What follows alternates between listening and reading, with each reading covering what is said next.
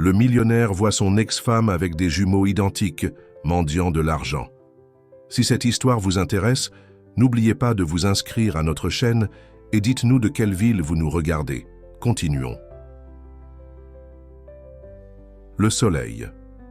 De l'après-midi dessinait des ombres allongées dans le centre de Paris lorsque Michel Lacroix descendit de sa limousine blindée. Vêtu d'un costume italien impeccable, il vérifia une nouvelle fois sa montre en platine, cadeau de ses actionnaires. Pour la conclusion de la plus grande affaire de l'année précédente, il avait exactement 2 heures avant la réunion qui scellerait un nouveau contrat milliardaire pour son empire financier. « Je vais marcher d'ici, Pierre, » dit-il au chauffeur. « Retrouvez-moi directement à l'immeuble de la Société Dorée. » Ses pas résonnaient fermement sur le pavé historique, tandis qu'il traversait la place de la République. C'était étrange d'être de retour en France après tant de temps. New York était devenue sa véritable maison ces 12 dernières années, une ville qui ne questionnait jamais son passé, qui ne s'intéressait qu'au pouvoir qu'il exerçait dans le présent. Le brouhaha de la place l'enveloppa graduellement. Vendeurs ambulants, cadres pressés, artistes de rue, la cacophonie urbaine typique qu'il avait oubliée. C'est alors qu'une mélodie particulière se détacha de la confusion sonore, des notes de violon, précises et mélancoliques, exécutées avec une maîtrise incontestable. Michel ralentit involontairement le pas. Ce style de jeu, il y avait quelque chose de familier qui le perturbait. Son cœur s'accéléra avant même que son esprit ne comprenne pourquoi. Il se tourna lentement vers la musique et le monde sembla se figer autour de lui. Hélène. Elle était là, à moins de 20 mètres de lui.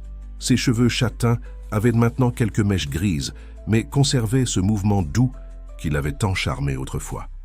Ses doigts dansaient sur les cordes du violon avec la même passion qu'il y a des années, quand elle se produisait dans les plus grandes salles de concert du pays. Mais ce n'était pas la vision d'Hélène qui le fit chanceler. C'étaient les 2 petites silhouettes assises à ses côtés, 2 garçons identiques, pas plus de 10 ans, tenant des pancartes écrites à la main.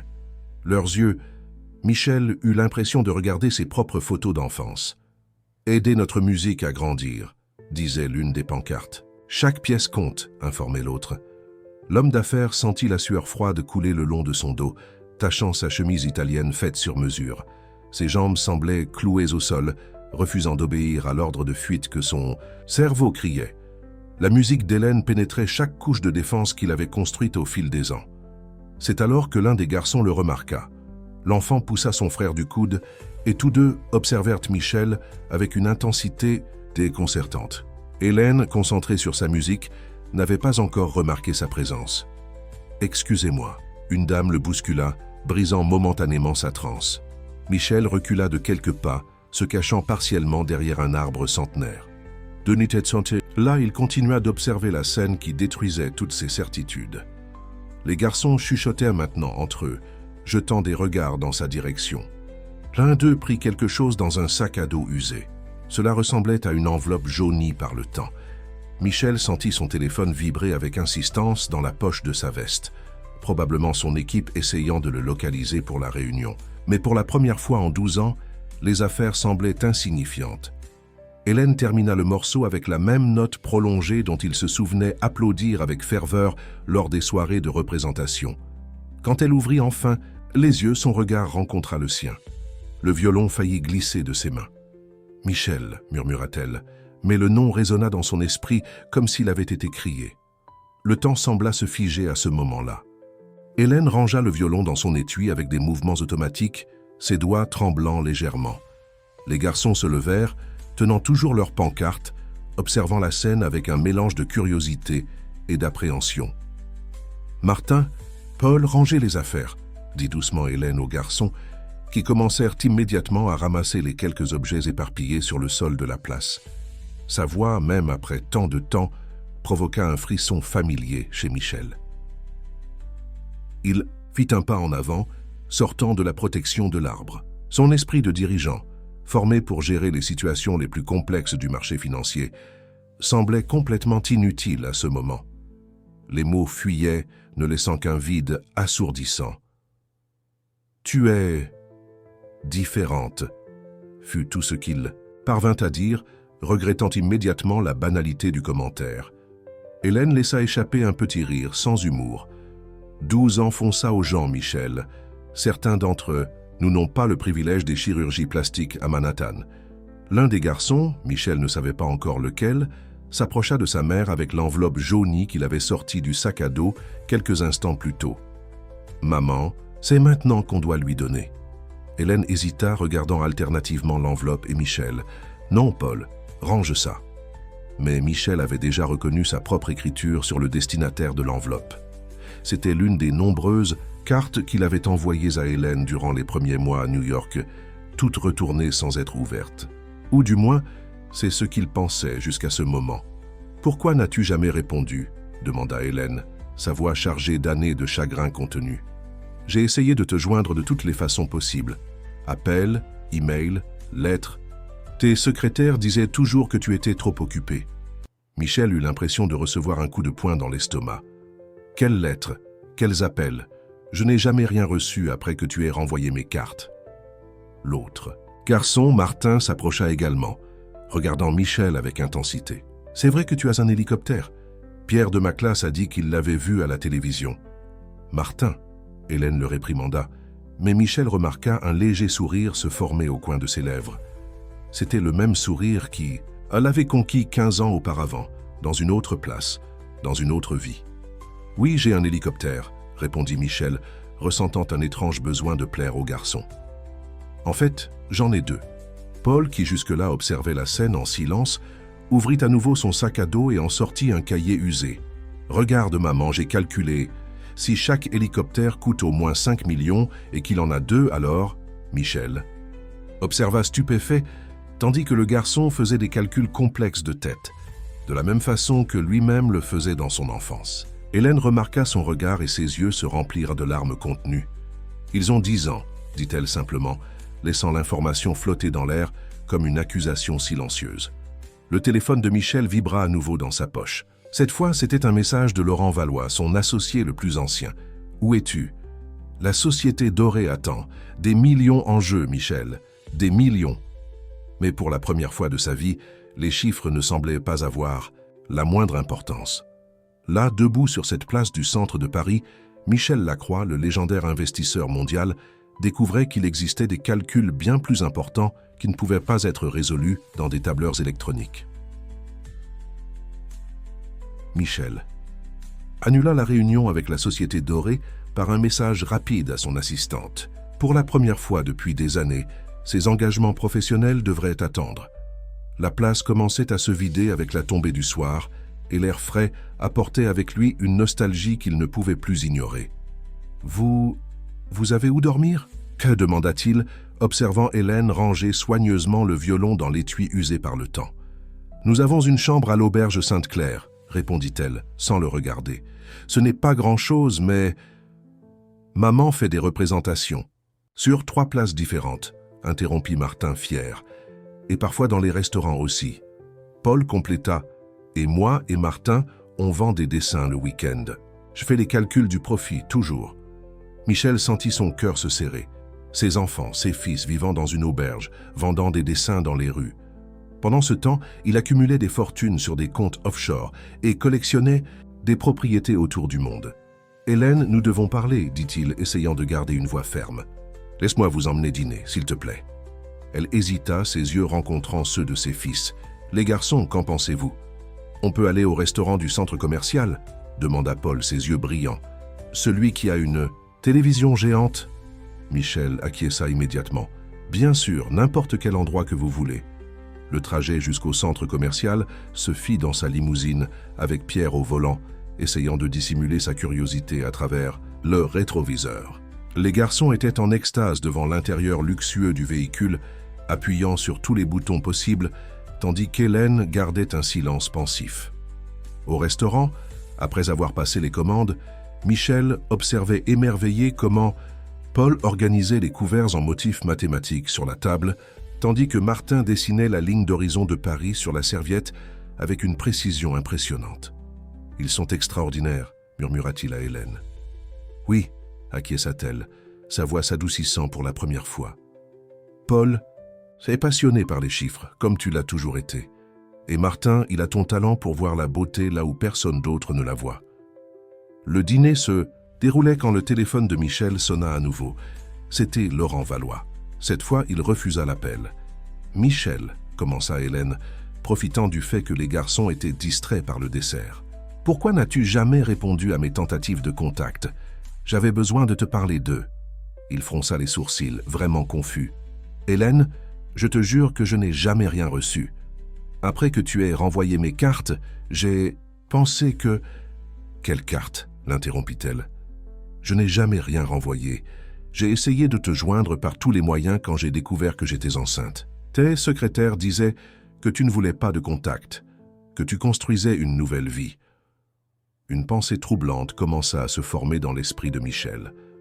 Laurent avait toujours insisté pour filtrer ses communications personnelles, prétendant qu'il devait protéger son image publique.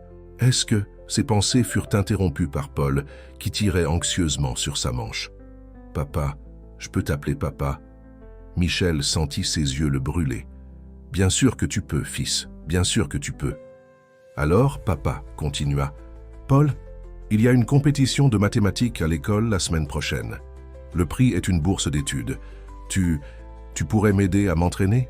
Avant que Michel ne puisse répondre, son téléphone vibra avec un message de Laurent. « Je viens de découvrir où tu es. Ne fais pas de folie. Rappelle-toi ce qui est en jeu. » Michel regarda les visages pleins d'espoir de ses fils, le sourire contenu d'Hélène, et pour la première fois, il vit clairement ce qui était réellement en jeu dans sa vie. Le lendemain matin, Michel se réveilla dans sa chambre d'hôtel de luxe avec une clarté qu'il n'avait pas ressentie depuis des années. Il avait passé la nuit éveillé, retournant des souvenirs et connectant des points qui semblaient auparavant déconnectés. Les paroles d'Hélène sur les tentatives de contact ne quittaient pas son esprit. Il appela son ancienne secrétaire, retraitée depuis 3 ans. Après quelques banalités, il alla droit au but. « Marthe, j'ai besoin de connaître la vérité. Quand j'ai déménagé à New York, Hélène a-t-elle essayé de me contacter ?» Le silence à l'autre bout de la ligne fut révélateur. « Monsieur Lacroix, Monsieur Valois nous a donné des ordres exprès. Il a dit que c'était pour votre bien, que nous devions protéger votre nouvelle vie. » Michel raccrocha, sa main tremblant de colère. 12 ans. 12 ans de mensonges, de manipulation, d'une vie volée non seulement à lui, mais à 2 enfants innocents. Il s'habilla rapidement et se rendit à l'auberge Sainte-Claire. En chemin, il reçut 3 appels de Laurent, tous ignorés. Il trouva Hélène et les garçons prenant leur petit déjeuner dans le réfectoire communautaire. « J'ai besoin que tu me montres toutes les lettres, » dit-il sans préambule. « Toutes celles que tu as essayé de m'envoyer. » Hélène l'étudia un moment avant d'acquiescer.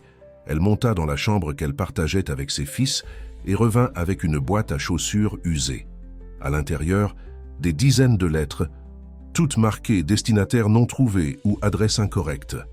La première était quand j'ai découvert la grossesse, expliqua-t-elle, sa voix tremblante. Puis quand les médecins ont dit que c'était des jumeaux. J'ai envoyé des photos des premières échographies de la naissance. Michel feuilletait les lettres de ses mains tremblantes. Chaque enveloppe était un morceau de vie qui lui avait été refusé, chaque photo un moment précieux volé. « Papa !» Paul courut vers lui portant un cahier. « Regarde ce que j'ai fait.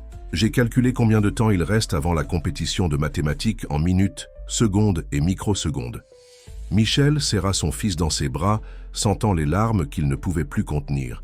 Martin s'approcha aussi, timidement, montrant un nouveau dessin, la famille réunie, y compris Michel, sous un arbre.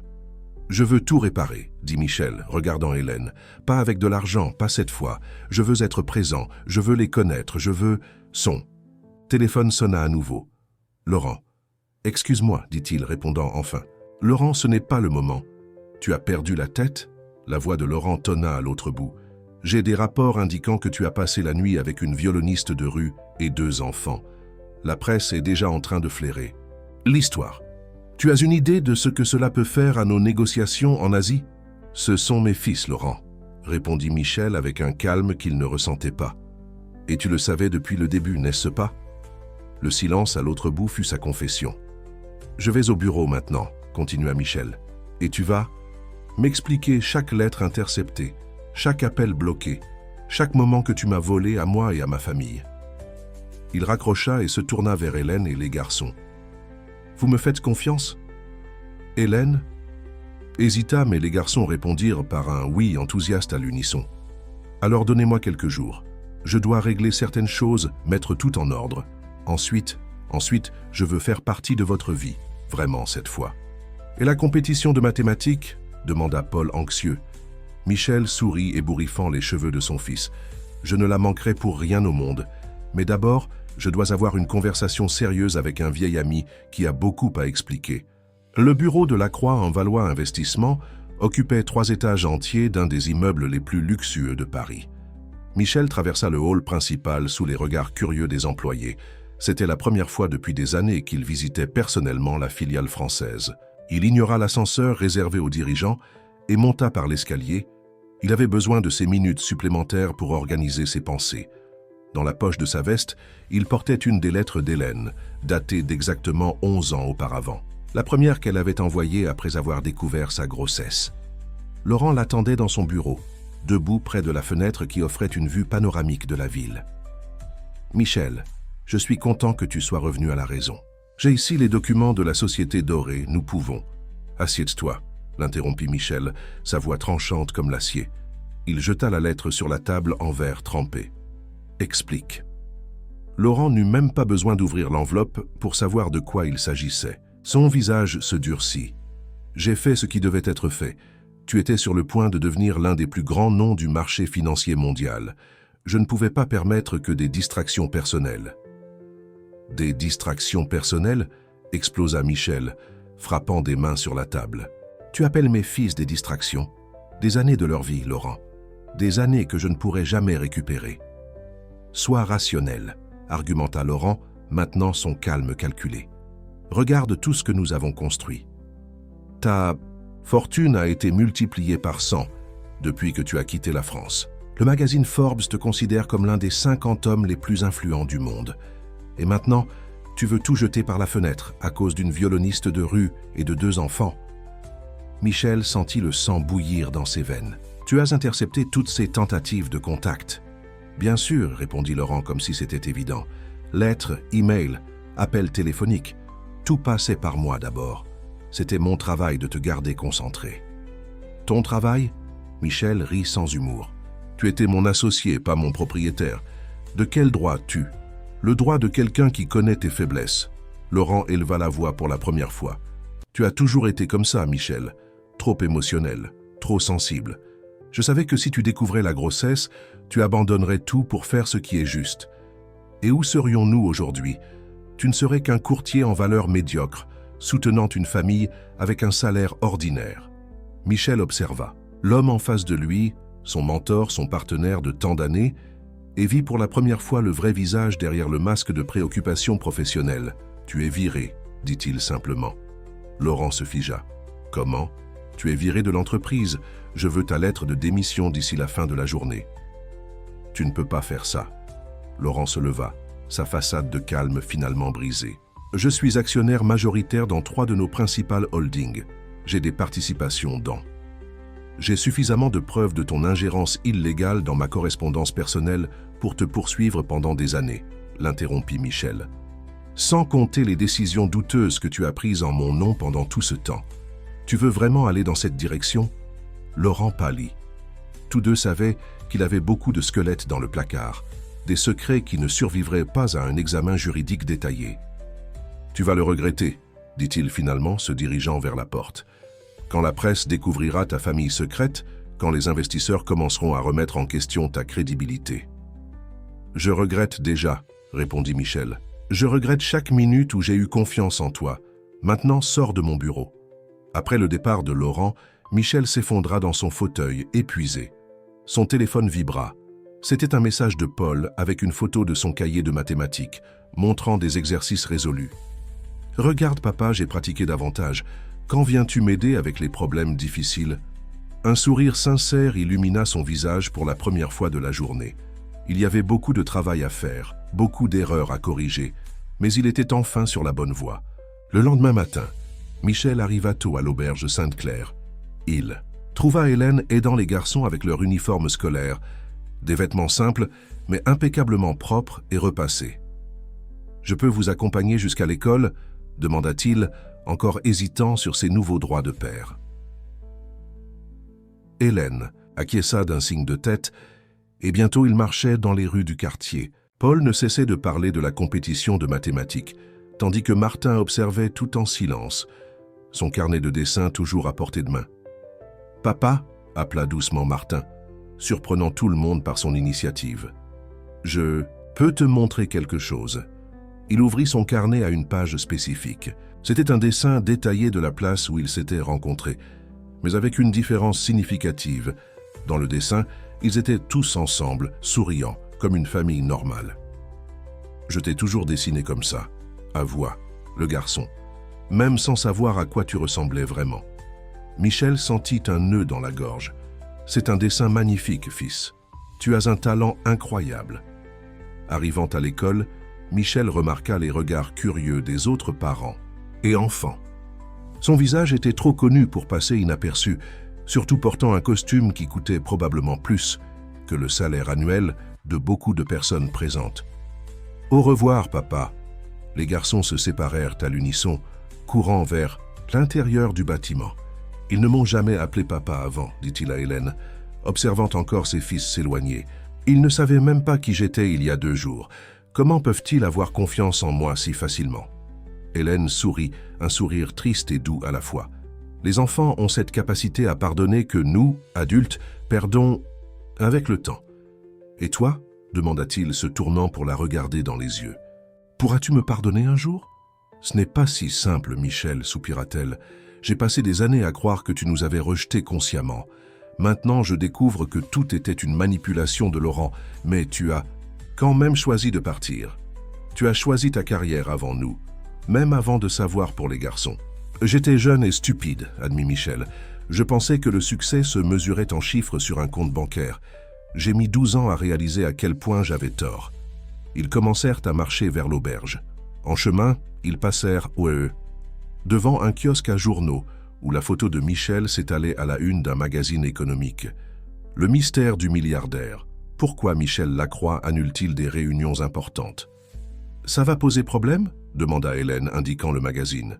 « Laurent est probablement déjà en train de planter des histoires dans la presse, » répondit Michel. « Mais je m'en fiche maintenant. J'en ai assez de vivre pour les autres, de me préoccuper des apparences. » Arrivant à l'auberge, Michel respira profondément avant de faire la proposition qu'il avait répétée toute la nuit.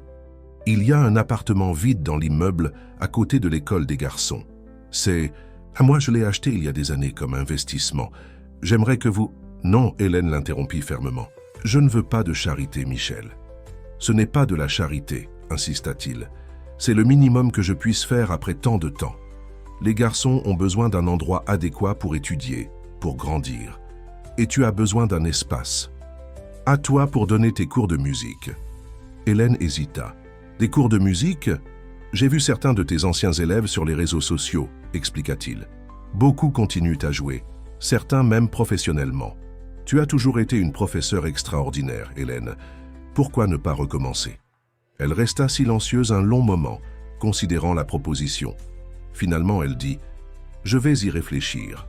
Mais si cela se produit, ce sera à mes conditions. » « Toujours à tes conditions, » acquiesça Michel, un sourire gentil sur ses lèvres. « Je ne veux pas acheter ma place dans votre vie, Hélène. Je veux juste la chance de la mériter. » La semaine se déroula à un rythme frénétique pour Michel.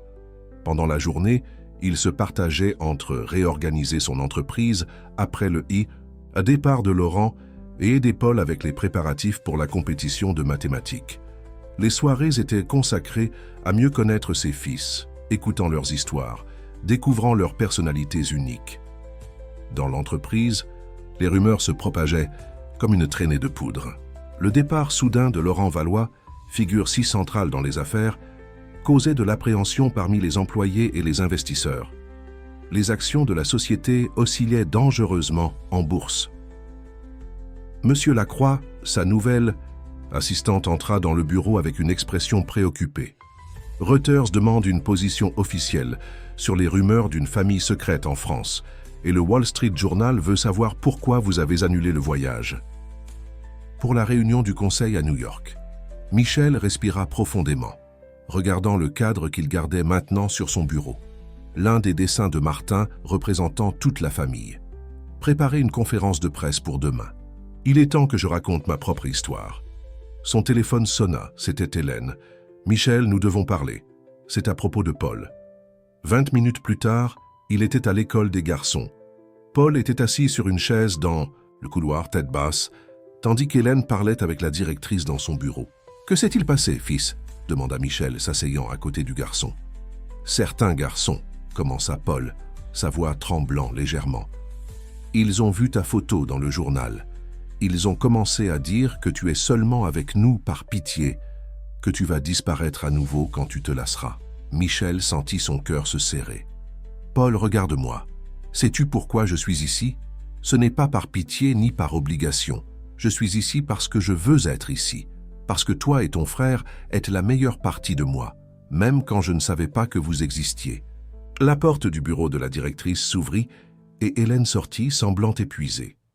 La directrice suggère que Paul ne participe pas à la compétition de mathématiques.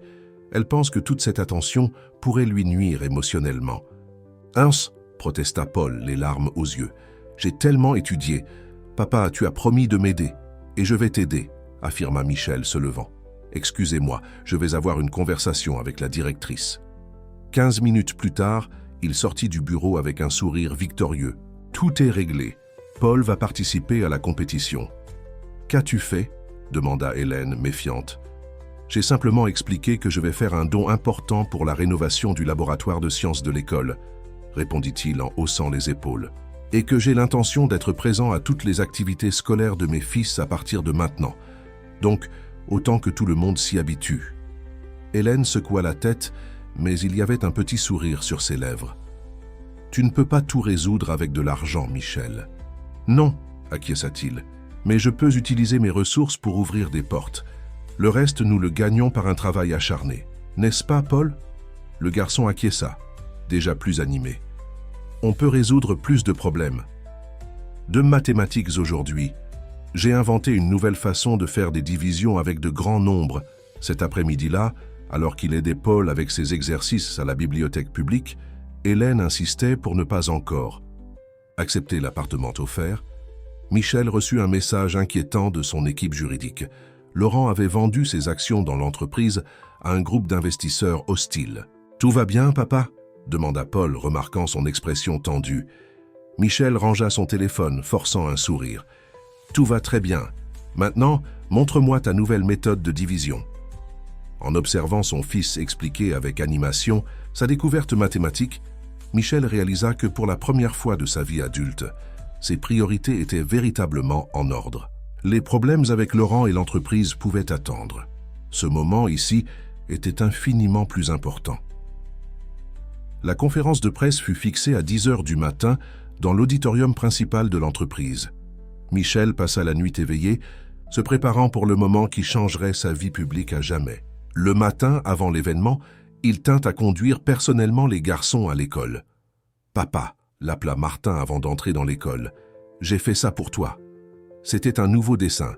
Michel devant plusieurs microphones, mais avec sa famille en arrière-plan, comme une force silencieuse le soutenant. « Merci, fils », sourit Michel, rangeant soigneusement le dessin dans sa serviette. « Cela signifie beaucoup pour moi. » À l'entreprise, l'auditorium était comble. Des journalistes du monde entier se bousculaient pour une bonne position, leurs caméras pointées vers la scène vide. Michel observait tout depuis les coulisses, ajustant sa cravate pour la 10e fois. « Vous êtes sûr de cela ?» demanda son attaché de presse, inquiète. « Nous pouvons émettre un communiqué officiel, créer un récit plus contrôlé. »« Assez de contrôle, » répondit Michel, « assez de masques. » Il monta sur scène sous une explosion de flash. Le bourdonnement de la presse diminua quand il se positionna devant le microphone.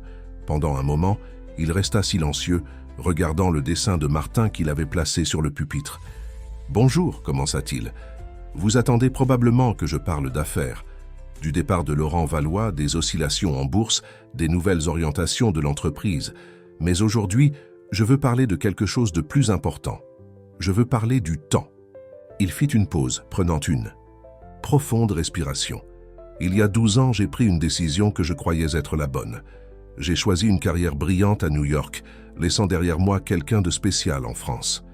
Ce que je ne savais pas, c'est que je laissais aussi derrière moi 2 fils qui n'étaient pas encore nés. L'auditorium devint complètement silencieux. Michel continua.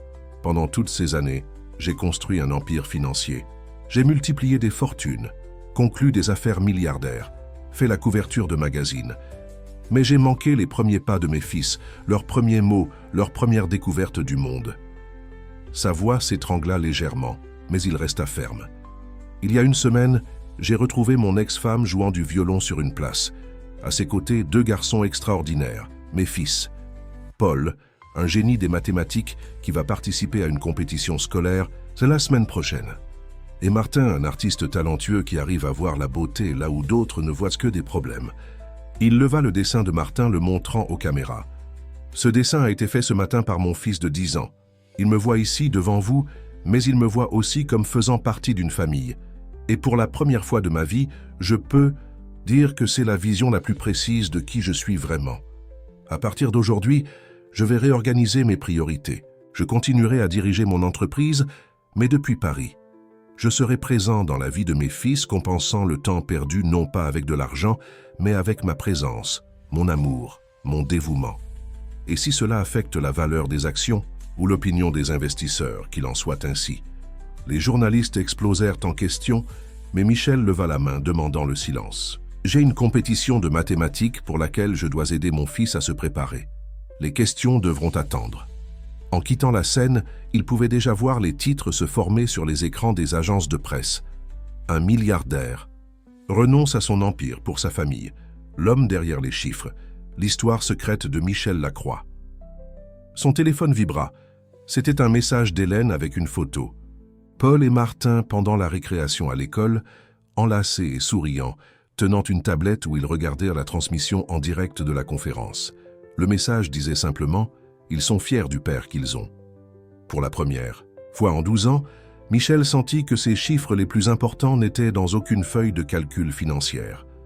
La répercussion de la conférence de presse fut immédiate, tandis que certaines publications saluaient le courage de Michel pour avoir priorisé sa famille. D'autres s'interrogèrent sur sa capacité de leadership face à des décisions émotionnelles.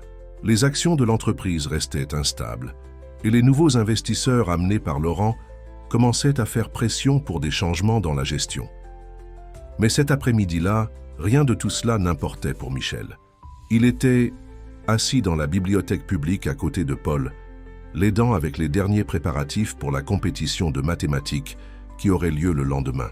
« Et si je divise ce nombre par… » murmurait Paul, concentré sur ses calculs, quand ils furent interrompus par Martin, qui arriva en courant avec sa tablette. « Papa, maman, vous devez voir ça !» s'exclama le garçon, montrant un site d'actualité. Le titre fit glacer le sang de Michel. L'ex-associé révèle « Michel Lacroix a abandonné sa famille par ambition ». Hélène, qui organisait les partitions pour sa prochaine représentation sur la place, s'approcha pour lire. L'article, clairement commandité par Laurent, dépeignait Michel comme un homme froid et calculateur qui avait choisi consciemment d'abandonner sa famille pour la richesse. « Ce n'est pas vrai !» protesta Paul, sa voix tremblant d'indignation. « Papa, tu ne savais pas pour nous, n'est-ce pas? C'est l'oncle Laurent qui a tout caché, non ?» Michel serra son fils dans ses bras. « Exactement, Paul. Et maintenant il essaie de se venger parce qu'il ne peut plus me contrôler. »« Mais pourquoi fait-il ça ?»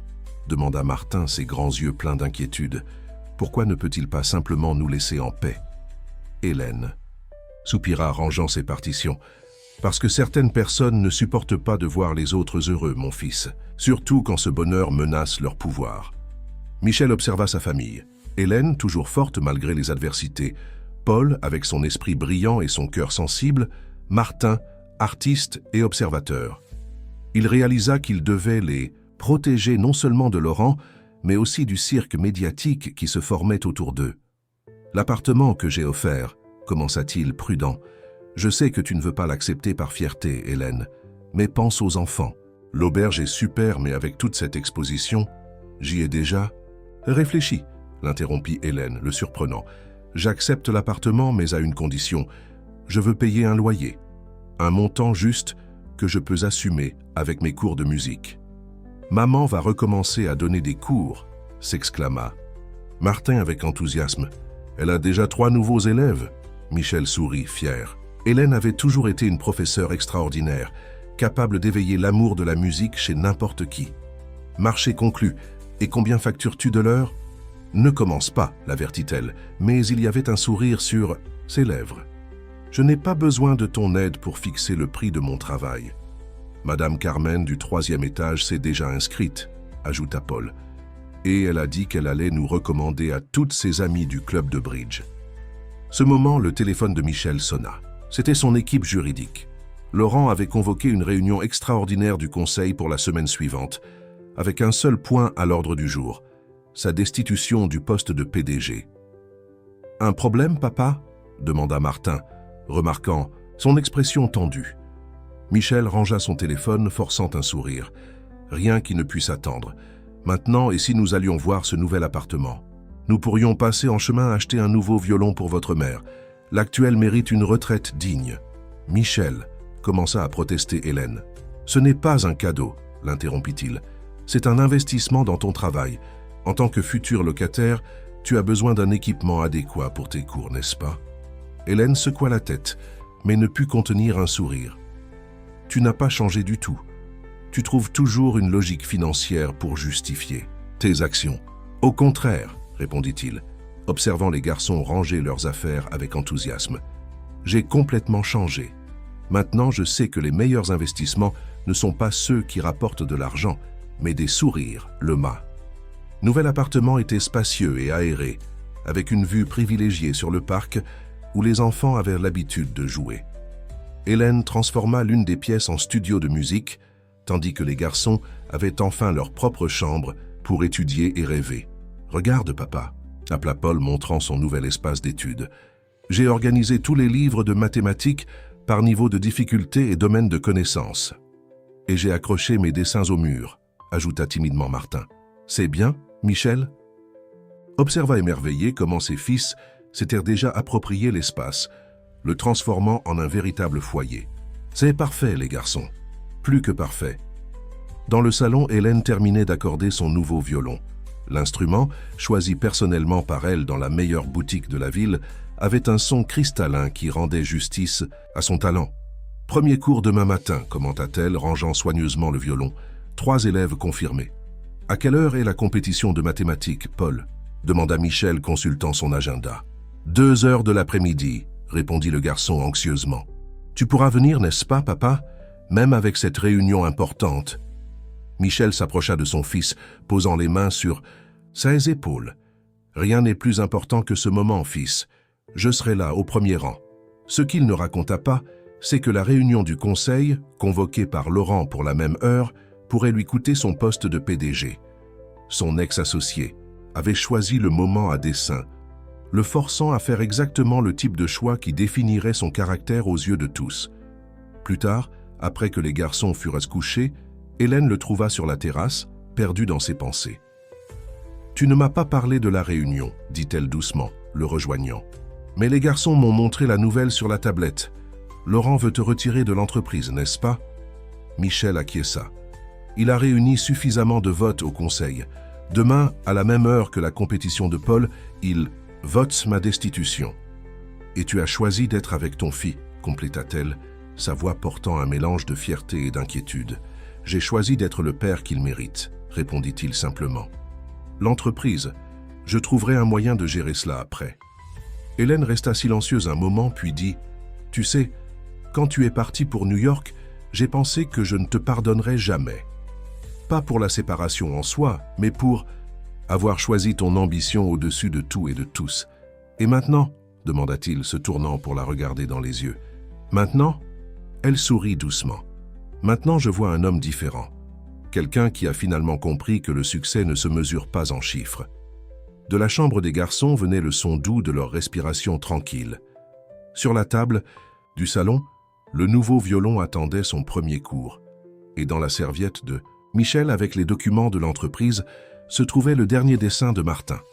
La famille réunie, souriante, avec une phrase simple écrite d'une écriture enfantine « Ma famille vaut plus qu'1 milliard. » « Demain sera un grand jour, » dit Michel, plus pour lui-même que pour Hélène. « Pour nous tous. »« Oui, » acquiesça-t-elle, sa voix portant une certitude tranquille. « Mais cette fois, tu n'es pas seule. Dans le silence de la nuit, alors que la ville dormait, Michel Lacroix, le milliardaire qui était sur le point de peut-être perdre son empire, se sentait plus riche qu'il ne l'avait jamais été de toute sa vie. L'auditorium de l'école était bondé pour la compétition de mathématiques. Les familles occupèrent les chaises, tenant des pancartes de soutien et des caméras prêtes à enregistrer le moment. Au premier rang, Hélène ajustait la cravate de l'uniforme de Paul, tandis que Martin donnait les dernières retouches à une pancarte d'encouragement pour son frère. « Où est papa ?»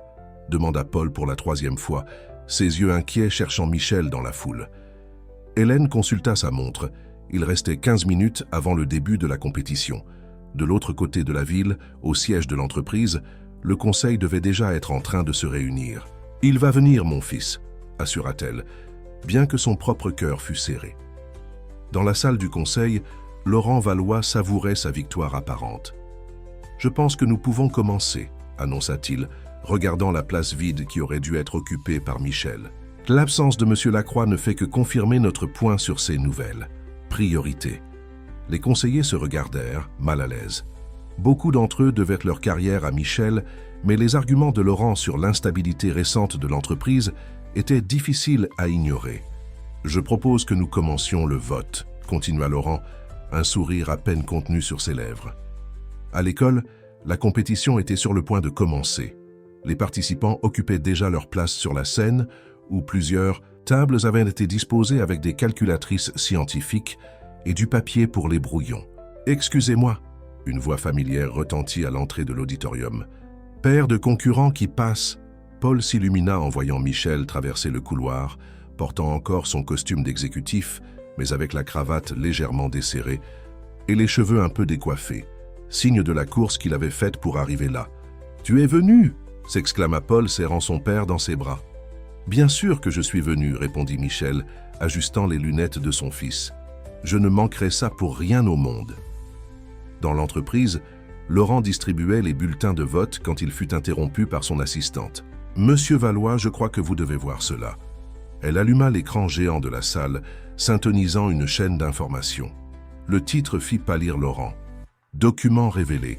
L'ex-associé a bloqué la communication entre le milliardaire et sa famille. » Le reportage montrait des emails, des lettres et des registres d'appels. Toutes les tentatives de contact d'Hélène au fil des années, systématiquement bloquées et archivées sur ordre de Laurent. Plus grave, des documents internes prouvaient qu'il avait manipulé des informations de l'entreprise pour son propre bénéfice. « Comment ?»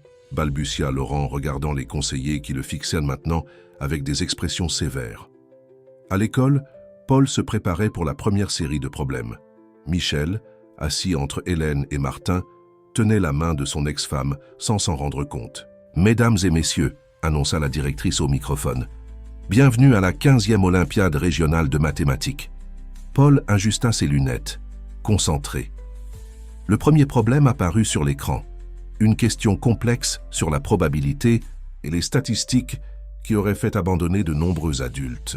Michel observa fier, tandis que son fils s'attaquait au problème avec la même détermination qu'il consacrait lui-même habituellement aux affaires les plus difficiles.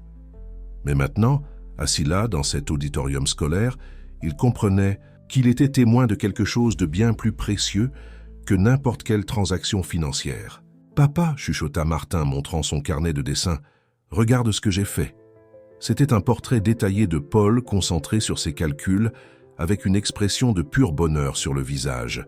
Dans le coin du dessin, Martin avait écrit « Mon frère, le génie de la famille. »« Toi aussi tu es un génie, fils, » répondit Michel doucement. « Seulement ton talent est de voir le monde avec d'autres yeux. » Hélène serra légèrement sa main, et quand leurs regards se croisèrent, Michel y vit non seulement le pardon qu'il cherchait tant, mais quelque chose de plus, quelque chose qui ressemblait beaucoup à l'amour qu'ils avaient partagé dans le passé.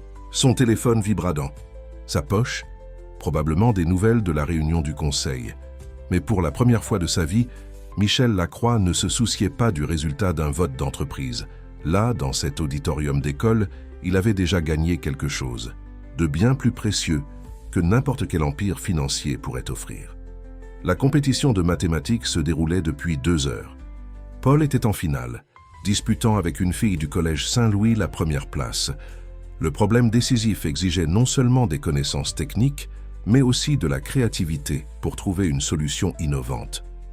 Michel observait, émerveillé, comment son fils abordait le défi de la même façon qu'il avait l'habitude d'aborder des négociations complexes, décomposant le problème en parties plus petites, identifiant des modèles, construisant une stratégie unique. « Il est exactement comme toi », chuchota Hélène. La même expression concentrée, la même lueur dans les yeux quand il trouve la solution. Avant que Michel ne puisse répondre, son téléphone vibra. C'était un message de son assistante. Conseil terminé, Laurent a démissionné. Vote annulé. Détail plus tard. Il montra le message à Hélène qui sourit. On dirait que c'est un jour de victoire. Sur la scène, Paul posa son crayon et leva la main, indiquant qu'il avait terminé. La fille du collège Saint-Louis travaillait. Encore sur ses calculs, les juges s'approchèrent pour évaluer la solution. « Extraordinaire !» s'exclama l'un des professeurs après avoir examiné le travail de Paul. Il a trouvé une approche complètement originale pour le problème. Martin préparait déjà son carnet de dessin pour enregistrer le moment de la remise des prix. « Je vais dessiner Paul recevant le trophée », annonça-t-il avec confiance. Quand le résultat fut annoncé, l'auditorium explosa en applaudissements. Paul n'avait pas seulement gagné la compétition, mais établi un nouveau record de score dans l'histoire de l'événement. Premier prix, avec mention honorable pour l'originalité, annonça la directrice au microphone. Paul Lacroix. Michel sentit ses yeux s'embuer en entendant le nom de famille qu'il avait tant protégé au fil des ans. Maintenant source de fierté authentique, Paul monta sur scène pour recevoir son trophée, les joues rouges d'émotion. « J'aimerais appeler les parents du gagnant pour une photo », continua la directrice. Hélène hésita un moment, mais Michel était déjà debout, lui tendant la main. Ensemble, ils montèrent sur scène. Martin courut derrière eux, son carnet de dessin serré contre sa poitrine. « Toute la famille », insista Paul, tirant son frère pour la photo. Le photographe officiel enregistra le moment. Paul au centre, tenant son trophée. Hélène et Michel de chaque côté, leur sourire sincère, et Martin complétant le tableau familial avec son carnet de dessin. Après la cérémonie, alors qu'il marchait pour célébrer dans une glacerie proche, Michel reçut plus de détails. Sur les événements de l'entreprise, la révélation des documents avait été dévastatrice pour Laurent. Non seulement ses manipulations avec la correspondance personnelle de Michel avaient été dévoilées, mais aussi une série d'irrégularités financières qu'il avait gardées cachées. « Comment ont-ils découvert ?» demanda Hélène, curieuse. Michel sourit, mystérieux. « Disons que certaines personnes dans l'entreprise n'ont jamais apprécié la façon dont Laurent menait les choses. Elles attendaient seulement le bon moment pour agir. »« Alors tu savais ?»« Que cela allait arriver ?» questionna-t-elle, surprise. « Je n'étais pas certain, admit-il, mais j'ai appris que quand on fait ce qui est juste, l'univers a une façon de conspirer en notre faveur. »« Papa !» appela Paul, déjà à la porte de la glacerie. « Je peux demander un supplément de nappage ? Je promets de calculer le coût. »« Supplémentaire par centimètre cube de sauce. »« Bien sûr que tu peux, champion, » rit Michel. « Aujourd'hui est un jour de célébration. » Martin avait déjà ouvert son carnet, commençant un nouveau dessin. « Je vais appeler celui-ci « Le jour ». »« Parfait », annonça-t-il. Tandis que leur fils débattait des saveurs et des garnitures, Michel et Hélène échangèrent un regard. Ils n'avaient pas besoin de mots pour exprimer ce qu'ils ressentaient. Parfois, les plus grandes victoires de la vie ne sont pas accompagnées d'applaudissements ou de trophées. Parfois, elles se produisent silencieusement, au moment où nous choisissons d'être qui nous sommes vraiment. La nouvelle de la victoire de Paul à l'Olympiade de mathématiques parvint aux journaux en même temps que l'histoire de la démission de Laurent. Les médias qui, quelques jours plus tôt, remettaient en question la capacité de Michel à diriger l'entreprise, le dépeignaient maintenant comme un exemple de transformation personnelle et professionnelle. Le nouveau visage du capitalisme. Humanisé, annonçait le magazine dirigeant. Comment Michel Lacroix redéfinit le succès dans le monde des affaires, soulignait le Financial Times. Mais pour Michel, le véritable changement se produisait loin des projecteurs. Dans l'appartement qui abritait maintenant sa famille, Hélène avait transformé la salle de musique en un petit conservatoire. Ses cours particuliers, avait rapidement gagné en renommée dans le quartier, et la liste d'attente ne cessait de s'allonger.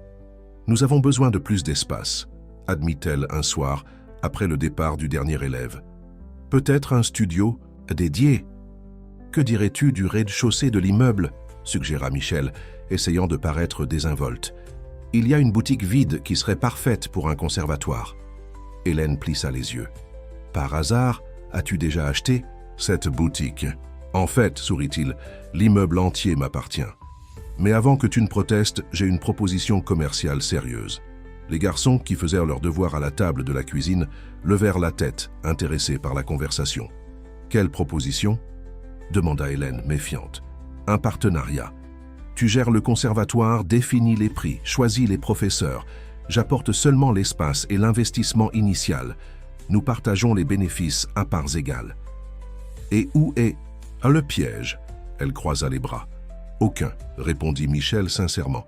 « Je veux simplement te voir réaliser ton rêve d'avoir ta propre école de musique. Et, bien sûr, c'est un excellent investissement. Papa dit toujours que les bonnes affaires sont celles où tout le monde gagne, » commenta Paul, fier de sa connaissance des affaires récemment acquises. Martin, qui dessinait silencieusement, montra sa dernière œuvre.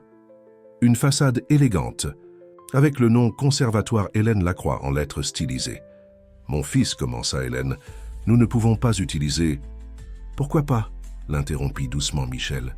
« C'est ton nom, ça l'a toujours été, et ça correspond parfaitement à l'endroit. » Hélène examina le dessin de Martin, ses yeux brillants de larmes contenues.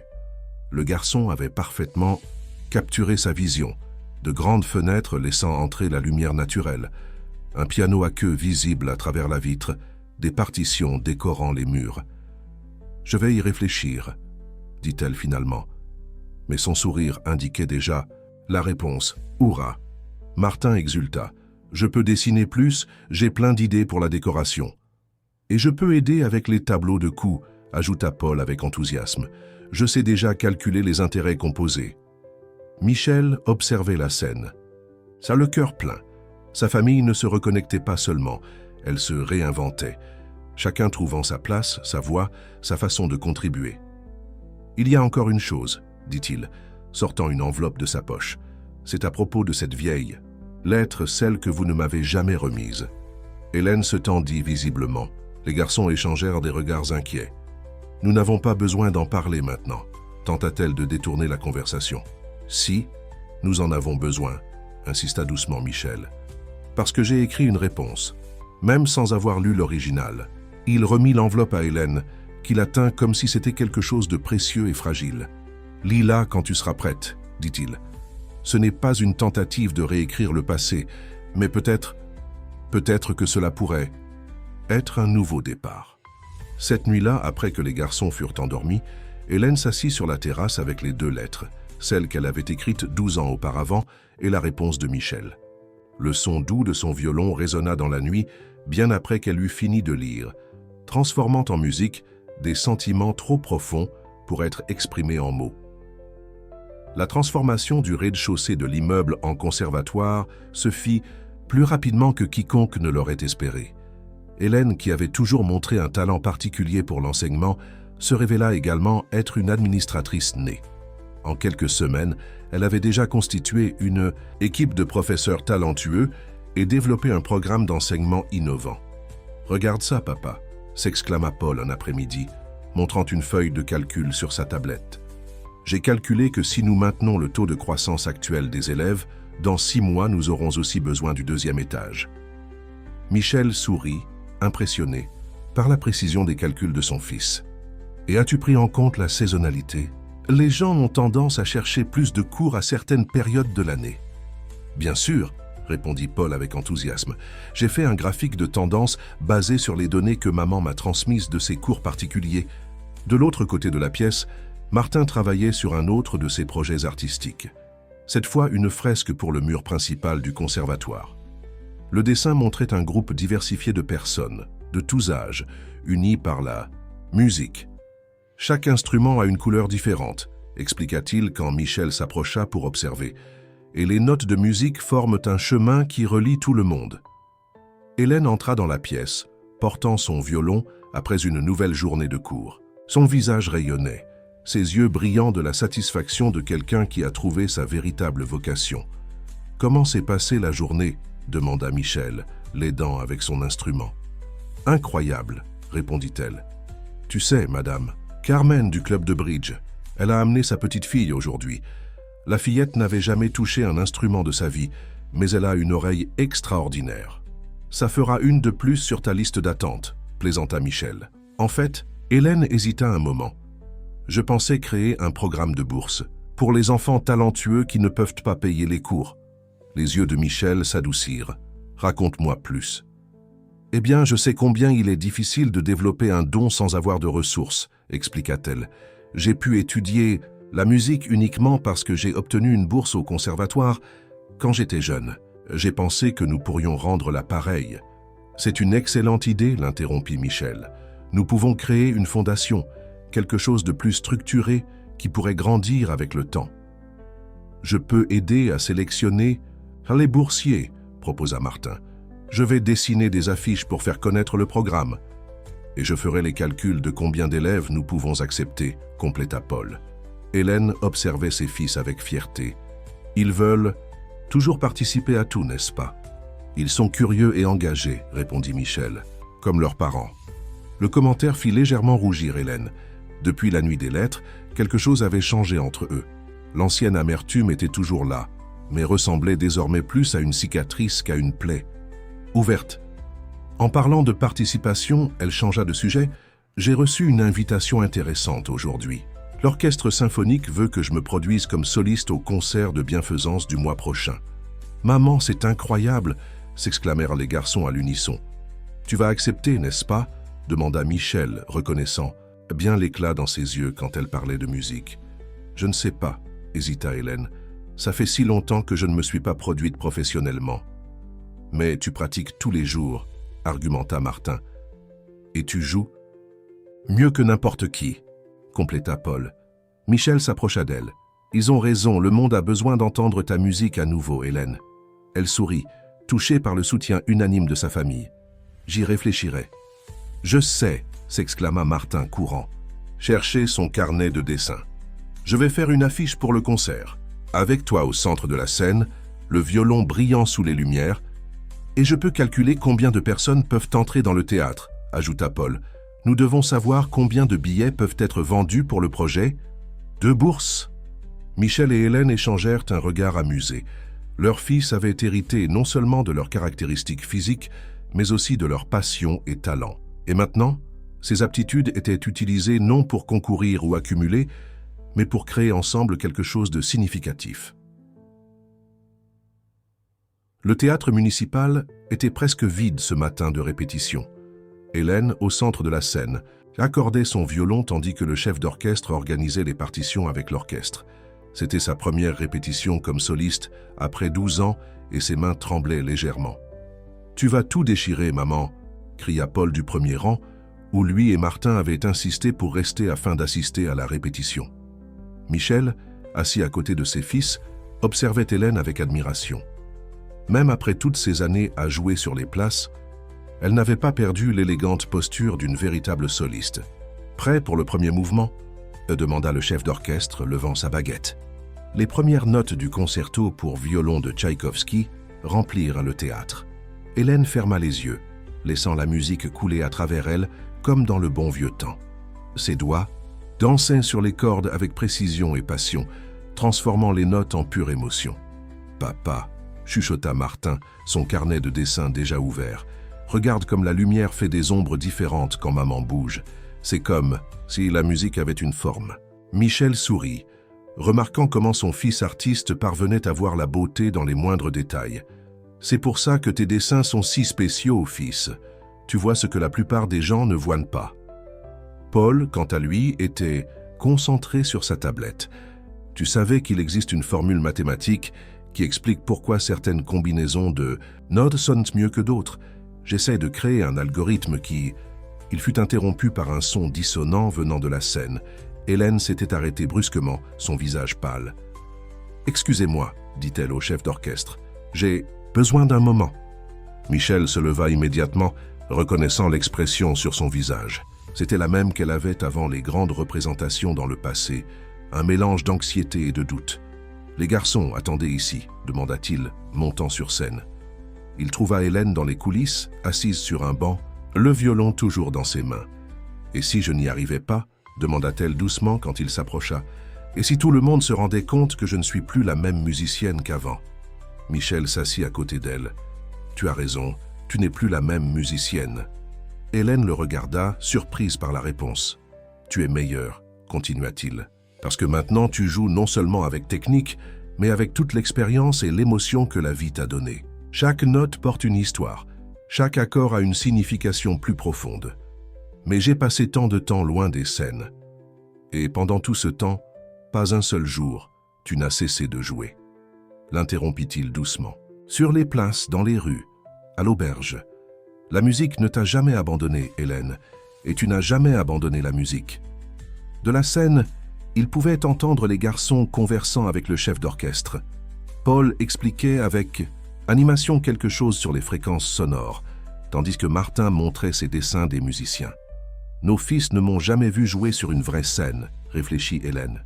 « Ils ne connaissent bien que la mère des représentations sur la place. »« Alors montre-leur, » sourit Michel. « Montre-leur que parfois nous devons affronter nos peurs pour redécouvrir qui nous sommes vraiment. » Hélène respira profondément, regardant son violon. L'instrument qui l'avait accompagné dans tant de moments, bons et mauvais, était toujours là, fidèle et patient. « Tu sais ce qui est drôle ?» dit-elle, un petit sourire se formant sur ses lèvres. « Quand je jouais sur les places, je n'ai jamais ressenti de peur, parce que je n'avais rien à perdre. Et maintenant j'ai tout à gagner, répondit-elle, se levant. J'ai mes fils qui me regardent, j'ai le conservatoire qui grandit, j'ai... » Elle hésita un moment. « Je t'ai de retour dans ma vie. » Michel sentit son cœur s'accélérer à ces paroles. « Hélène, plus tard, » l'interrompit-elle doucement. « Maintenant, je dois montrer à nos fils que certains rêves ne sont jamais trop grands pour être poursuivis. » De retour sur scène, Hélène trouva l'orchestre qui attendait patiemment. Les garçons étaient retournés à leur place dans la salle, Martin avec son carnet prêt pour un nouveau dessin, Paul avec sa tablette préparée pour enregistrer. « Pardonnez ?» « La pause, » dit-elle au chef d'orchestre. « Pouvons-nous recommencer depuis le début ?» Quand le violon d'Hélène retentit à nouveau, remplissant le théâtre de sa mélodie, il n'y avait plus de tremblement dans ses mains. Chaque note était précise, chaque mouvement fluide et confiant. Sur le visage des garçons, fierté et admiration se mêlaient, tandis qu'ils regardèrent leur mère briller sous les lumières de la scène. Le conservatoire était particulièrement animé cet après-midi-là. Hélène avait organisé une petite représentation des élèves et des parents anxieux remplissaient le hall récemment inauguré. Au centre du mur principal, la fresque de Martin attirait des regards admiratifs. « C'est toi qui as fait ça, mon chéri ?» demanda une dame au garçon qui organisait les chaises avec son frère. « Oui », répondit timidement Martin. « Je voulais montrer comment la musique unit les gens. Et ça fonctionne parfaitement avec l'acoustique que j'ai calculée, » ajouta fièrement Paul. « Chaque angle de la salle a été pensé pour avoir la meilleure réverbération possible. » Michel, ajustant le piano à queue pour la représentation, sourit en entendant la conversation. Ses fils avaient transformé le conservatoire en un projet véritablement familial, chacun contribuant avec son talent unique. Hélène émergea d'une des salles de classe, accompagnant sa plus jeune élève, la petite fille de Madame Carmen, première bénéficiaire du programme de bourse. « Sophie est prête pour sa première représentation », annonça Hélène, ajustant le petit violon dans les mains de la fillette. C'est alors qu'une figure inattendue apparut à la porte du conservatoire. Laurent Valois, vêtu d'un costume impeccable comme toujours, semblait déplacé au milieu de l'ambiance artistique et accueillante. Le silence qui suivit fut tendu. Les garçons se rapprochèrent instinctivement de leur mère, tandis que Michel se positionnait de manière protectrice devant sa famille. « Que veux-tu, Laurent ?» demanda Michel, sa voix contrôlée mais ferme. Laurent leva les mains en signe de paix. « Je ne suis pas venu causer des problèmes. En fait, il hésita, chose rare dans sa personnalité toujours confiante, je suis venu demander pardon. » Hélène posa ses mains sur les épaules de ses fils, qui observaient la scène avec curiosité et appréhension. « Pardon ?» questionna Michel, sceptique. « Oui, continua Laurent, ses yeux parcourant l'environnement. En voyant tout ceci, ce que vous avez construit ensemble, j'ai réalisé à quel point j'avais tort. J'ai passé des années à croire que le succès se mesurait uniquement en chiffres et en pouvoir. Il s'approcha de la fresque de Martin, étudiant les détails. « C'est extraordinaire », commenta-t-il. « Tu as un don spécial, mon garçon. » Martin, étonnamment, fit un pas en avant. « Vous aimez vraiment l'art ?» En fait, Laurent sourit tristement. « Quand j'étais jeune, je voulais être architecte. Mais mon père insistait sur le fait que les affaires étaient plus importantes que les rêves. » « Mais les rêves peuvent être des affaires, » intervint Paul. « Regarde le conservatoire de maman. C'est l'art et les mathématiques ensemble. » Hélène observait l'interaction avec un mélange de prudence et de compassion. « Pourquoi es-tu vraiment venu, Laurent ?» Il sortit une enveloppe de la poche intérieure de sa veste. « J'ai trouvé ceci dans les anciennes archives de l'entreprise. C'est la dernière lettre que tu as essayé d'envoyer à Michel, la seule que j'ai gardée au lieu de la renvoyer. » Michel prit l'enveloppe d'une main tremblante. « Pourquoi ?»« Parce qu'elle contenait une photo de la première échographie, » répondit Laurent. « Et à ce moment-là, pendant une seconde, j'ai hésité. J'ai pensé à tout te dire, mais alors la peur a parlé plus fort. Peur de perdre le contrôle, de perdre mon pouvoir sur toi. Et maintenant ?» demanda Michel. « Maintenant ?» « J'essaie de réparer mes erreurs, » dit Laurent. « Je ne peux pas changer le passé, mais je peux essayer de faire ce qui est juste dans le présent. C'est pourquoi... » Il sortit une autre enveloppe de sa veste. « J'ai apporté ceci aussi. C'est un chèque pour le programme de bourse du conservatoire. » Hélène commença à protester, mais Laurent l'interrompit. « Ce n'est pas de la charité, c'est un investissement.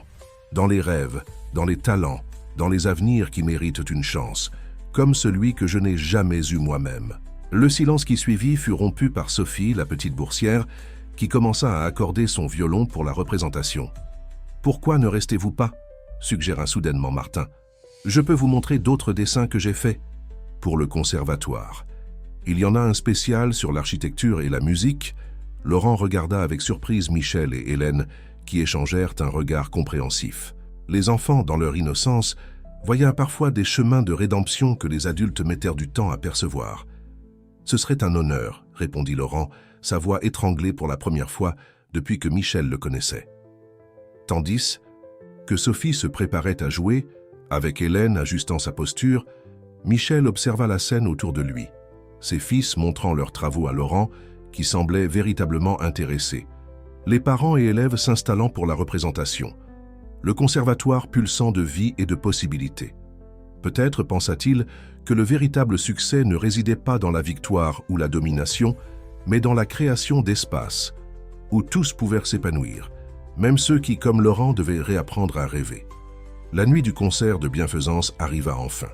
Le théâtre municipal était comble, avec une file d'attente qui s'étendait sur tout le pâté de maisons. La presse couvrait l'événement non seulement pour le retour d'Hélène sur scène, mais aussi pour la présence de Michel Lacroix et l'histoire de réconciliation familiale qui avait capturé l'imagination du public. Dans les coulisses, Hélène se préparait dans sa loge, ajustant la longue robe couleur saphir que Michel avait insisté pour lui offrir. Les garçons entrèrent sans frapper, tous deux élégants dans leurs petits costumes. « Nous t'avons apporté quelque chose, maman », annonça Paul, tenant une enveloppe décorée. « C'est un cadeau de notre part », compléta Martin. « Pour te porter chance. » Hélène ouvrit l'enveloppe avec précaution. À l'intérieur, il y avait un dessin de Martin. Elle sur scène, jouant du violon, avec des rayons de lumière dorée émanant de l'instrument. Dans la marge du dessin, Paul avait écrit une équation complexe. « C'est la formule du bonheur », expliqua-t-il avec enthousiasme. « Je l'ai calculée en utilisant toutes les variables importantes, musique, famille, amour. Et j'ai dessiné la musique se transformant en lumière, » ajouta Martin, « parce que c'est comme ça que je me sens quand je t'entends jouer. » Hélène serra ses filles dans ses bras, essayant de ne pas pleurer pour ne pas gâcher son maquillage. « Vous êtes les meilleurs cadeaux que la vie aurait pu me donner. » Michel apparut à la porte de la loge, portant le violon d'Hélène dans son étui. « C'est l'heure, » annonça-t-il doucement. Les garçons coururent vers leur place au premier rang, laissant les parents seuls un moment. « Hélène, » commença Michel, « avant que tu ne montes sur scène, je dois te dire quelque chose. » Elle se tourna vers lui, son cœur s'accélérant involontairement. « Dans cette vieille lettre, continua-t-il, tu as écrit que ta plus grande peur était que notre amour ne soit pas assez fort pour surmonter la distance et le temps. Hélène retint sa respiration. Ces mots, écrits il y a si longtemps, résonnaient encore dans sa mémoire. « Tu avais tort », sourit doucement Michel. « Notre amour n'a pas seulement survécu, il s'est transformé en quelque chose de plus précieux encore. Il nous a donné Paul et Martin. Il nous a donné une seconde chance d'être une famille. » « Michel, » commença-t-elle, mais il l'interrompit. « Doucement. Je ne te demande rien, assura-t-il. Je veux juste que tu saches que peu importe ce qui se passe ce soir ou dans le futur, toi et les garçons êtes la meilleure partie de ma vie. La partie qui compte vraiment. » Hélène prit son violon, ses doigts caressant les cordes familières. « Sais-tu pourquoi j'ai choisi ce concerto spécifique pour aujourd'hui » Michel secoua la tête. « Parce que c'est le premier que j'ai joué. Pour toi, cette nuit-là au conservatoire où nous nous sommes rencontrés, » sourit-elle. « Et maintenant, je vais le jouer à nouveau. Pas seulement pour toi, mais pour toute notre famille. » Un assistant de scène frappa à la porte, indiquant qu'il était temps. « Vas-y, » dit Michel. « Montre au monde la musique qui a toujours existé. Dans ton cœur. » Dans le couloir menant à la scène, Hélène passa devant un mur de miroirs. La femme qui lui faisait face n'était plus la jeune rêveuse d'il y a 12 ans, ni la violoniste de rue des dernières années. C'était quelqu'un qui avait appris que certaines mélodies ont besoin de temps pour trouver leur harmonie parfaite. Les lumières de la scène l'appelaient, et avec elles, la promesse d'un nouveau mouvement dans sa symphonie personnelle. Une symphonie qui incluait maintenant des rires d'enfants, des calculs mathématiques, des dessins colorés, et oui, l'amour renouvelé d'un homme qui avait appris que les vrais trésors de la vie ne tiennent pas dans des coffres forts. Quand Hélène monta sur scène, son violon fermement positionné, elle ne vit pas seulement la salle comble. Elle vit sa famille au premier rang, ses fils, son grand amour, et toutes les possibilités que l'avenir gardait encore. Et quand la première note résonna, claire et cristalline dans le théâtre silencieux, c'était plus que de la musique. C'était le son d'un cœur enfin complet. La prestation d'Hélène fut un triomphe absolu. Le théâtre municipal vibra d'applaudissements pendant plusieurs minutes, après la dernière note, et des fleurs inondèrent la scène. Mais le moment le plus précieux ne fut enregistré par aucune caméra. Ce fut quand, encore dans les coulisses, après les remerciements, elle trouva ses fils courant dans sa direction. « Maman, c'était incroyable !» s'exclama Paul, ses yeux brillants d'admiration. « On aurait dit que tu dansais avec la musique », compléta Martin, déjà en train de griffonner dans son carnet pour capturer ce souvenir. Michel s'approcha en dernier, portant un bouquet d'orchidées, blanches, les mêmes fleurs qu'elle tenait lors de son premier récital ensemble, tant d'années auparavant. « Tu t'es surpassé », dit-il simplement, mais ses yeux transmettaient bien plus que les mots ne pouvaient exprimer. 2 semaines après, le conservatoire était plus animé que jamais. Le succès de la représentation avait apporté une vague de nouveaux élèves, et le programme de bourse, maintenant avec le soutien financier de Laurent, permettait à des talents de toute classe sociale d'accéder à l'enseignement de la musique. Un après-midi tranquille, alors qu'Hélène terminait un cours, Michel trouva les garçons dans le bureau improvisé qu'ils avaient créé au conservatoire. Paul était penché sur des feuilles de calcul de coûts, tandis que Martin finalisait une autre fresque. « Papa », appela Paul avec enthousiasme, « j'ai terminé les calculs pour le semestre prochain. Si nous maintenons ce rythme de croissance, nous pourrons ouvrir une filiale l'année prochaine. Et j'ai déjà le projet architectural, » ajouta Martin, montrant ses dessins. « Oncle Laurent m'a aidé avec les proportions. » Michel sourit en entendant les garçons se référer à Laurent. Comme oncle. L'ex-associé dans son processus de rédemption était devenu un mentor informel pour les garçons, spécialement pour Martin et son intérêt pour l'architecture. Hélène entra dans la pièce, portant son violon et quelques partitions. « Sur quoi complotez-vous cette fois ?» demanda-t-elle avec un sourire. « Des projets pour l'avenir » répondit Michel, échangeant un regard complice avec ses fils. « En parlant d'avenir, » commença Hélène, s'asseyant à côté d'eux, « j'ai reçu une invitation intéressante aujourd'hui.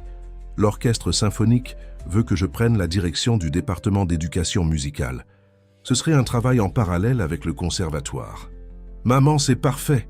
s'exclama Paul. « Nous pouvons créer un programme intégré entre les institutions et je peux redessiner les supports pédagogiques, » ajouta Martin.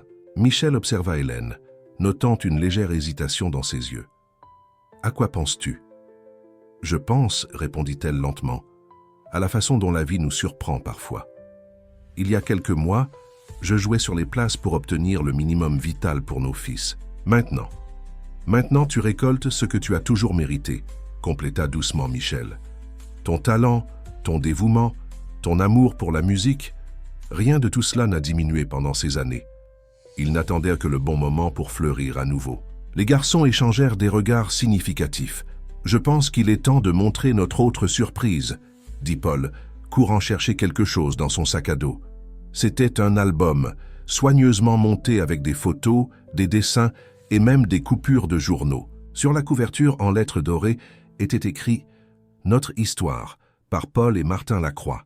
« Nous avons commencé à le faire quand vous vous êtes retrouvés », expliqua Martin, « pour ne jamais oublier comment notre famille s'est reconstruite. » Hélène ouvrit l'album avec précaution. Sur la première page, il y avait un dessin de la place où tout avait recommencé. Dans les pages suivantes, des moments des derniers mois étaient représentés à travers les yeux des garçons. La compétition de mathématiques, le début du conservatoire, le concert de bienfaisance. Et nous avons laissé plusieurs pages blanches à la fin, indiqua Paul, pour toutes les histoires que nous vivrons encore ensemble. Michel sentit Hélène poser sa tête sur son épaule tandis qu'il feuilletait l'album. Ce geste, si naturel et en même temps si significatif, en disait plus que 1000 mots. « Tu sais », murmura-t-elle pour que lui seul l'entende, « je crois que nous avons enfin trouvé notre harmonie parfaite. » Michel sourit, observant ses fils discuter avec animation sur quel moment devrait être inclus dans les prochaines pages de l'album. « Non, répondit-il doucement, nous avons trouvé quelque chose de bien meilleur. Nous avons trouvé notre propre musique. » 6 mois plus tard, le conservatoire était méconnaissable. Ce qui avait commencé comme un petit studio occupait maintenant 3 étages de l'immeuble, avec des salles spécialement conçues pour différents instruments et une petite salle de concert où les élèves faisaient leurs représentations mensuelles. Un samedi matin particulièrement animé, Hélène supervisait les préparatifs d'un événement spécial. La première représentation conjointe des élèves boursiers avec l'orchestre des jeunes de la ville. « Maman !» Paul courut vers elle, agitant une feuille de calcul. « Nous avons déjà 200 confirmations pour ce soir. Nous devons réorganiser la disposition des chaises pour optimiser l'espace. » Hélène sourit, admirant le dévouement de son fils. « Et comment suggères-tu que nous fassions cela ?»« J'ai déjà fait un diagramme, » répondit-il avec enthousiasme. « Martin m'a aidé pour la partie visuelle, et j'ai calculé le meilleur angle pour que tout le monde ait une bonne vision de la scène. » Comme convoqué par la mention de son nom, Martin apparut portant sa dernière création, un élégant programme.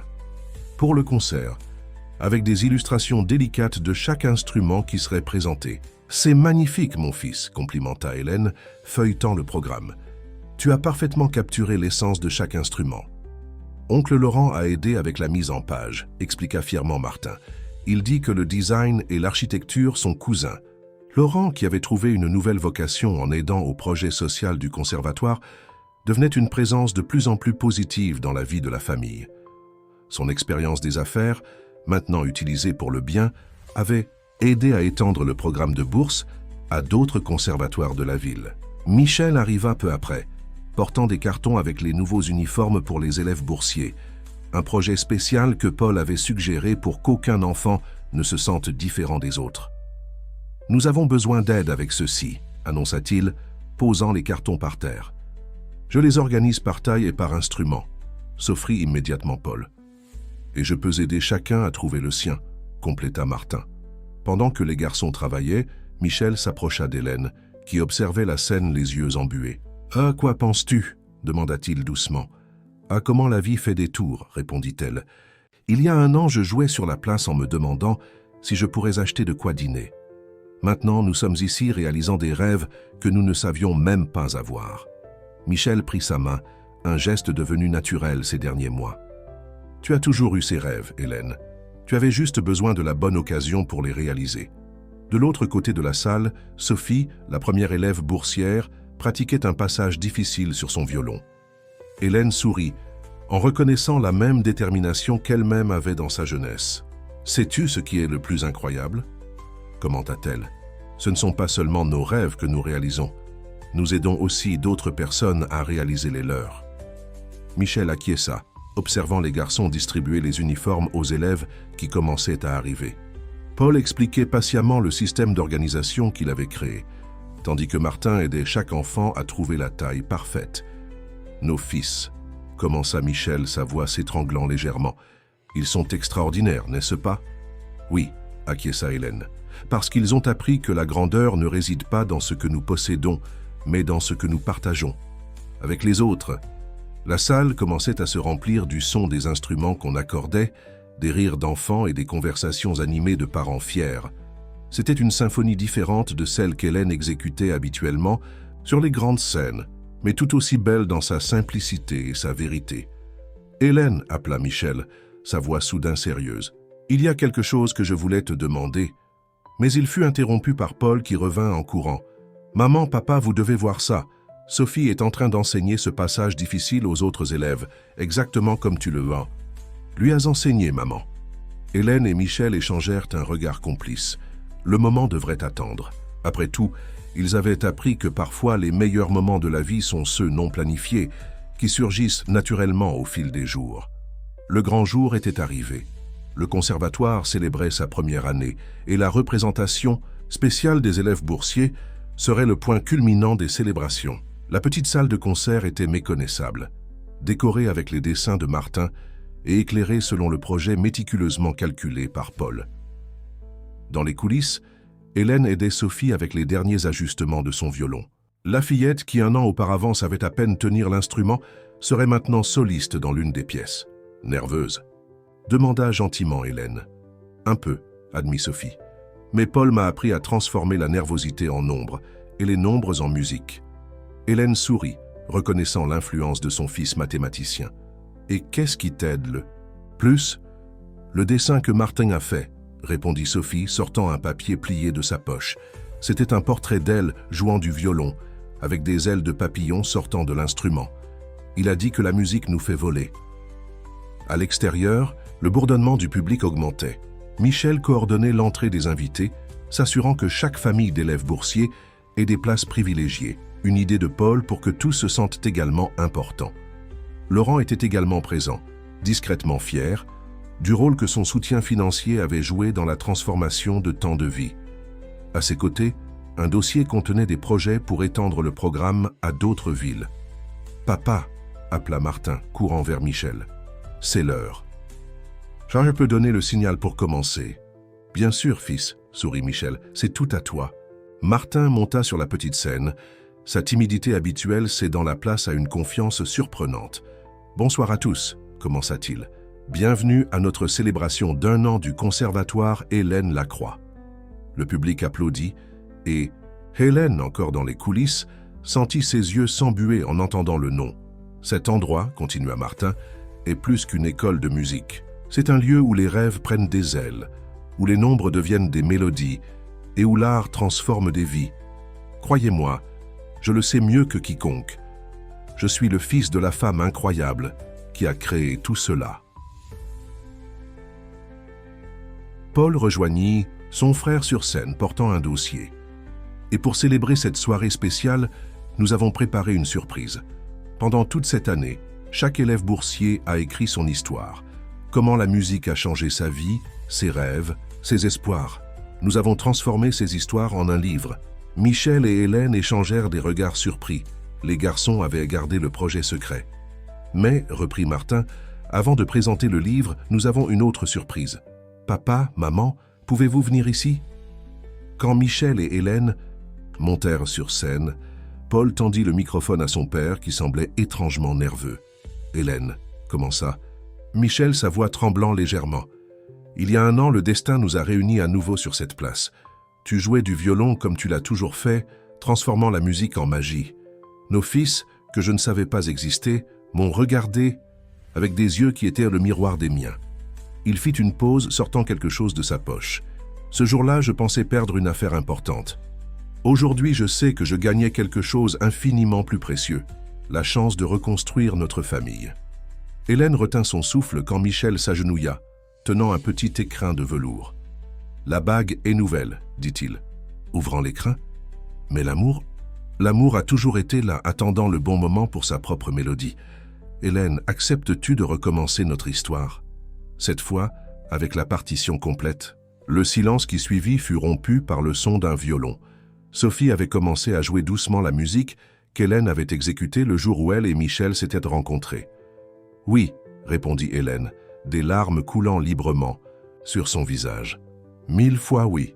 Les garçons furent les premiers à applaudir, bientôt suivis par tout le public. Martin avait déjà sorti son carnet pour enregistrer le moment, tandis que Paul faisait des calculs animés sur la fête de mariage. « Maintenant, sourit Michel, après qu'Hélène eut mis la bague, je crois que nous avons un concert à présenter. » La soirée se déroula comme un rêve. Les élèves boursiers se produisirent avec confiance et joie, leur musique résonnant non seulement dans la salle, mais dans les cœurs de tous les présents. Sophie, dans son solo, dépassa toutes les attentes, arrachant des larmes de fierté à Hélène. Plus tard, quand les dernières notes s'étaient déjà tues et que seule la famille restait dans la salle, Paul et Martin remirent à leurs parents le premier exemplaire du livre qu'ils avaient organisé. Symphonie du cœur, les histoires du conservatoire, Hélène Lacroix. Lut Hélène le titre à haute voix. « Ouvrez à la dernière page », demanda anxieusement Paul. Là, ils trouvèrent un dessin de Martin. La famille complète, incluant Laurent en arrière-plan, tous souriants. En dessous, une équation de Paul démontrait mathématiquement que l'amour multiplié par le pardon, élevé à la puissance de la musique, donnait un bonheur infini.